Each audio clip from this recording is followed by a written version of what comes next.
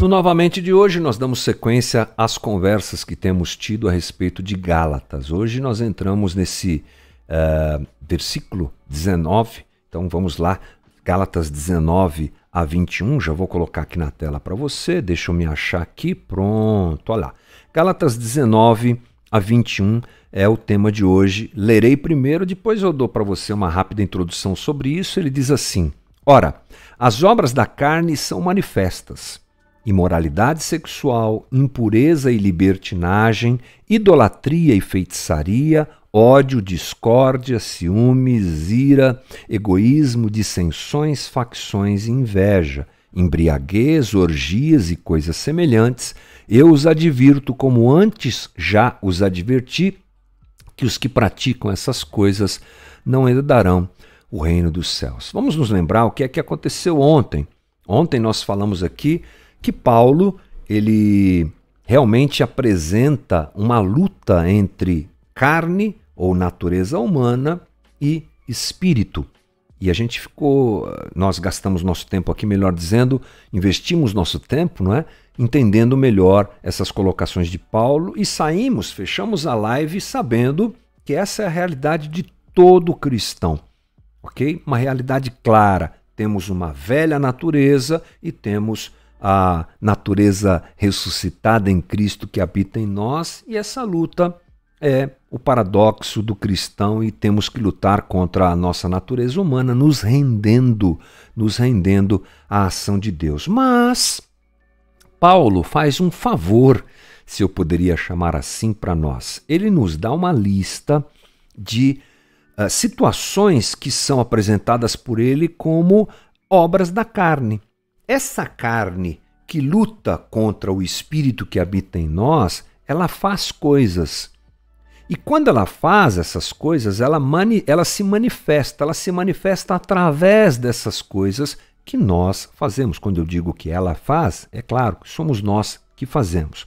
E Paulo, ele classifica algumas obras da carne, mas ele deixa claro que existem outras, além dessas que ele classificou aqui, porque ele diz assim, fechando ali o primeiro parágrafo, ele diz assim, coisas semelhantes, ou seja, imoralidade, impureza, dissensões, facções, e coisas semelhantes, ou seja, há mais situações, uma lista, essa não é a única lista, aliás, e existem outras coisas para a gente prestar atenção. Por falar em outra lista, olha só, aí na tela eu coloco para você algumas outras listas que apresentam as obras da carne e coisas do tipo. Então não vamos perder nosso tempo em ler, mas são muitas referências que nos chamam a atenção a respeito do nosso comportamento e da nossa caminhada. Bom, o que nos interessa nesse momento é o que Paulo fala aos Gálatas. E ele divide essa lista em grupos. Vamos conferir então que conversa é essa. Primeiro grupo é o grupo da sexualidade. Práticas que denotam, que demonstram, que apresentam a realidade de que a vida da pessoa que vive isso não está sendo dirigida pelo espírito, mas sim pela sua natureza humana. É assim que a gente lê essa lista. Então ele diz ali, ora, as obras da carne são manifestas: imoralidade sexual, impureza e libertinagem. Bom, vamos lá. Imoralidade, práticas sexuais de forma indevida. Impureza, práticas e relacionamentos sexuais não naturais. Indecência, sexualidade descontrolada. É assim que a gente entende essa fala de Paulo. O John Stott, ele diz assim, estas três palavras são suficientes para mostrar que todas as ofensas sexuais, sejam elas públicas ou particulares, naturais ou anormais, entre pessoas casadas ou solteiras, devem ser classificadas como obras da carne. Sempre que a gente pensa em obras da carne, vem essa ideia de que tem a ver com sexualidade. Sim, tem a ver também com sexualidade. Esse é o primeiro ponto e a gente gasta um tempinho nele, mas depois nós veremos outras situações. Bom, interessante é que o pano de fundo que motiva Paulo a falar sobre isso é o comportamento da sociedade em que ele está inserido e em que os Gálatas estão inseridos. Qual era a cultura predominante na época, gente? A cultura grega. E a cultura grega era excessivamente sexual e sensual. Eles tinham amantes para o prazer, concubinas para as necessidades diárias do corpo e esposas para gerar filhos. Isso era uma prática bem comum na cultura grega. Quase todos os grandes pensadores gregos tinham as suas amantes. Por exemplo, Alexandre Magno tinha a Thaís, Aristóteles tinha a sua Erpília, Platão a sua Arquenessa, Péricles a sua Aspásia, Sófocles a Arquipe, e aí vai. Ou seja, era uma prática comum. A sociedade, a cultura grega carregava não só essa coisa da filosofia, como nós imaginamos, mas também a imoralidade e a prática sexual desregrada como algo bem comum. Os romanos herdaram isso. Roma, podemos dizer que aprendeu a pecar com a Grécia. O Império Romano era devasso. Quando a frouxidão moral grega invadiu Roma, ela se tornou mais grosseira ainda, mais grosseira ainda. A alta classe da sociedade romana, ela se tornou obscenamente promíscua. Era bem complicado, talvez mais do que hoje. Né? Tendo aulas com meu professor Bernardo Shaw, ele nos contou algumas particularidades do próprio sistema de vida de quem fazia parte do Império Romano, e era realmente uma coisa bem complicada. O palácio, inclusive, o poder, ele era antro de prostituição. Né? A sociedade, desde o mais alto escalão até o mais simples, era cheia de homossexualidade, de práticas não aprovadas, né? E não claramente abençoadas, digamos assim. Né? Tudo era muito complicado. Com esse pano de fundo que Paulo escreve sobre as obras da carne para os Gálatas. É dentro desse contexto de práticas perversas e de loucuras da área sexual é que Paulo chama a atenção dos Gálatas. Né? Bem, a nossa sociedade, talvez um pouco menos explicitamente, mas ela também é cheia de sexualidade, cheia de sensualidade. Não é? A gente tem caminhado rapidamente para abraçar, a sociedade abraça cada vez mais a prática sexual indevida como algo natural. Isso está sendo incorporado no jeito que a nossa sociedade vive. A internet possibilita o tráfego de pornografia como nós nunca vimos, como a humanidade nunca viu. Eu ouvi um número uns dias atrás aí de que 40% do tráfego de internet mundial está relacionado à pornografia. Você já imaginou isso? 40% do tráfego mundial dentro da internet está ligado a práticas sexuais indevidas. Isso é muito sério. E a igreja, de um modo geral, às vezes se omite, às vezes não toca no assunto, não sabe o que fazer. Esse é um problema sério. Mas então Paulo coloca práticas sexuais, sejam elas naturais ou anormais, sejam elas casadas ou solteiras, né, vividas entre pessoas casadas ou solteiras, de forma equivocada, como obras da carne, ok? Dentro dessa lista. A segunda parte da lista tem a ver com religião, tem a ver com idolatria e feitiçaria. Paulo apresenta a idolatria e a feitiçaria como práticas religiosas ocultas e pagãs, e Paulo coloca essa idolatria no mesmo lugar, no mesmo patamar da sexualidade. A gente já conversou bastante aqui sobre idolatria. E a gente precisa se lembrar que a visão que às vezes temos sobre idolatria, ela deve ser amplificada, ou deve ser, no mínimo, ampliada, porque às vezes nós achamos que idólatra é só aquele que se ajoelha diante de uma imagem, mas existem várias formas de idolatria tomando o coração das pessoas. Hoje, inclusive dos evangélicos, que idolatram seus pastores, idolatram seus apóstolos, idolatram seus ministérios, idolatram suas igrejas. Tem gente que idolatra o dinheiro, tem gente que idolatra a fama. Recomendo que você que quiser se aprofundar um pouco nesse tema idolatria, dê uma olhadinha no nosso canal no YouTube, porque eu fiz uma série de conversas como essa algum tempo atrás, está lá no playlist. Novamente, idolatria, para a gente amplificar um pouco isso. Mas é o que? Idolatria, toda forma de idolatria é colocada por Paulo dentro dessa lista de práticas relacionadas à nossa natureza humana. Outra coisa, ele coloca dentro dessa lista questões relativas a relacionamentos. Olha só que interessante. Ódio, obra da carne. Discórdia, ciúmes, ira, egoísmo, dissensões, facções, invejas. Né? Na Bíblia, a mensagem, que é a versão que está aí abaixo para você, solidão paranoica, competição selvagem, consumismo insaciável, temperamento descontrolado, incapacidade de ser amado, de amar e ser amado, lares e vidas divididos, coração egoísta, insatisfação constante. Eu acho essa paráfrase da Bíblia, a mensagem, muito legal, explica muito melhor para a gente, porque alguns termos usados nessa tradução da NVI são um pouco difíceis de entender. Aqui, o Eugene Peterson abre o jogo, e todas elas têm a ver com atitudes destrutivas nos relacionamentos e as suas consequências. Obras da carne estão na lista de Paulo. Outro, exageros. Exageros. Olha o que diz o versículo 21. Embriaguez, orgias e coisas semelhantes. Essa tradução não é a melhor, gente. A melhor tradução é bebedices, glutonarias e coisas semelhantes a estas.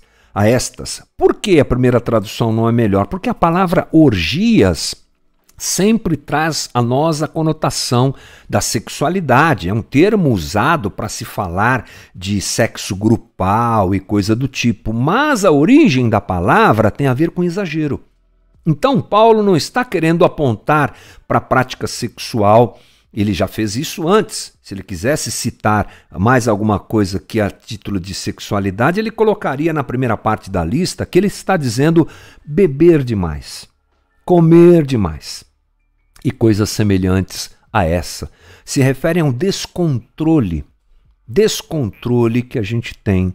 Não se refere ao consumo de bebida alcoólica, mas ao exagero do consumo de bebida alcoólica. Pode ser que você não goste disso, mas é o que está no texto bíblico. Eu não estou aqui para dizer o que eu acho, nem o que você acha, mas o que diz o texto. Bebedice tem a ver com exagero no consumo de bebida alcoólica. Glutonaria tem a ver com exagero em se comer, não é? Então, esclarecendo mais uma vez aqui, a lista de Paulo que usa orgia não se refere à sexualidade, mas à intensidade, ao exagero. A bebida não é a questão aqui colocada por Paulo. O que Paulo fala aqui é o abuso.